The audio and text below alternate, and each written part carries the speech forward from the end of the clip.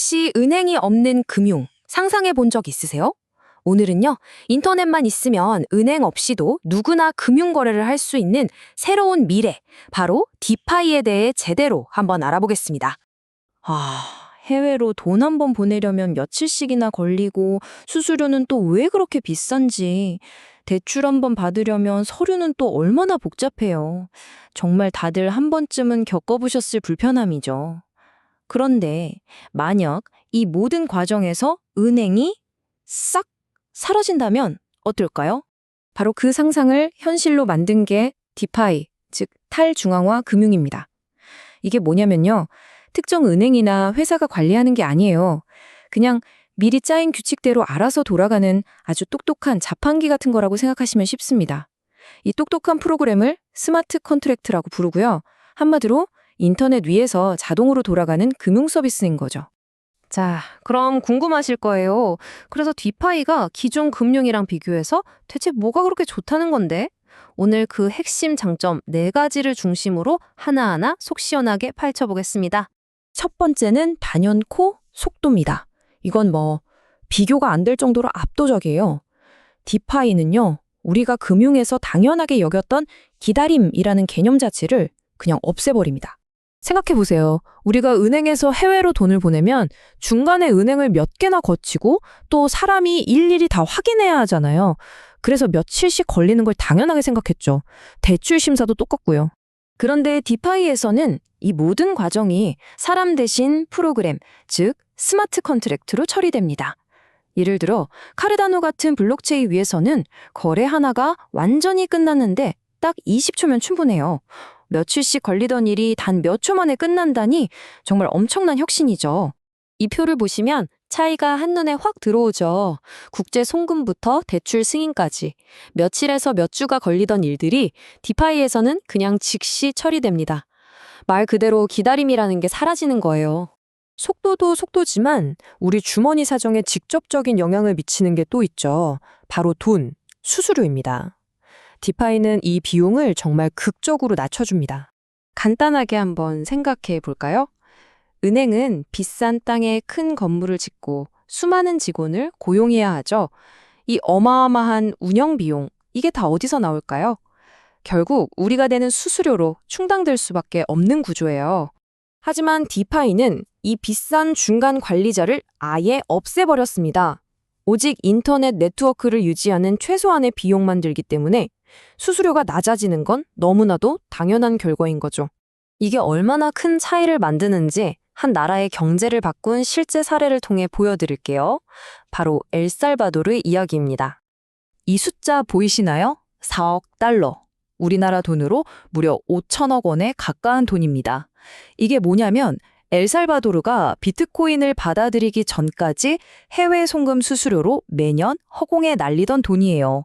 매년 말이죠. 엘살바도르는 해외에 나간 국민들이 보내오는 돈이 국가 경제에 아주 중요한데요. 그 소중한 돈의 상당 부분을 중간 업체들이 수수료로 다 가져갔던 겁니다. 그런데 디파이 기술을 쓰면서 이 막대한 비용을 절약하고 그 돈을 국민과 나라가 온전히 지킬 수 있게 된 거죠. 국제송금뿐만이 아니에요. 예금이나 대출에서도 비용 구조가 완전히 다릅니다. 중간 관리자가 없으니까 그들이 가져가던 이익이 고스란히 사용자에게 돌아올 수밖에 없는 구조인 거죠. 세 번째 장점은 금융의 기회를 모두에게 돌려주는 글로벌 접근성입니다. 디파이는 정말이지 누구도 소외시키지 않아요. 지금 이 순간에도 전 세계 13억 명이 넘는 사람들은 은행 계좌조차 없습니다. 근처에 은행이 없거나 신분을 증명할 서류가 없다는 이유만으로요. 기본적인 금융 서비스에서 완전히 배제되어 있는 거죠. 하지만 디파이는 이 모든 장벽을 한 번에 무너뜨립니다. 국적, 신용점수, 사는 곳 이런 거랑 전혀 상관없이 인터넷과 스마트폰만 있다면 누구에게나 똑같은 금융의 문이 활짝 열립니다. 참여 조건만 봐도 차이는 극명하죠.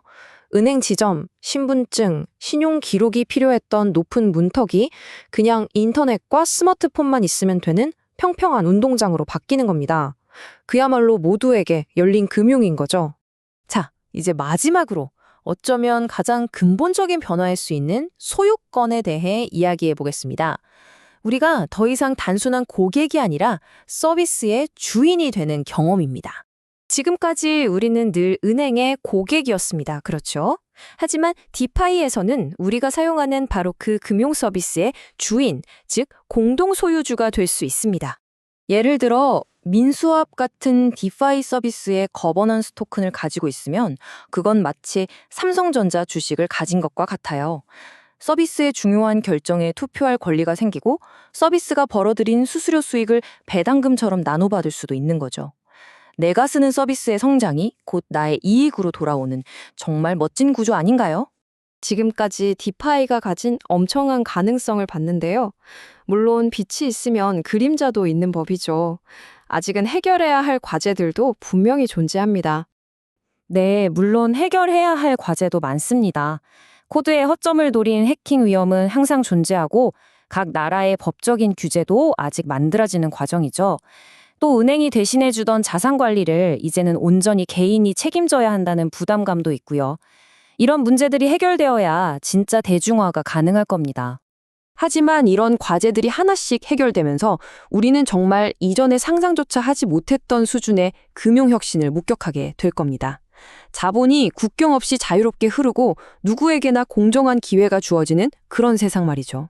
더 빠르게, 더 저렴하게, 더 평등하게, 그리고 이제는 소유까지. 디파이는 금융의 판도 자체를 바꾸고 있습니다. 마지막으로 묻고 싶네요. 여러분이 매일 쓰는 그 금융 서비스는 아직 과거에 머물러 있나요? 아니면 이미 시작된 미래를 향해 가고 있나요?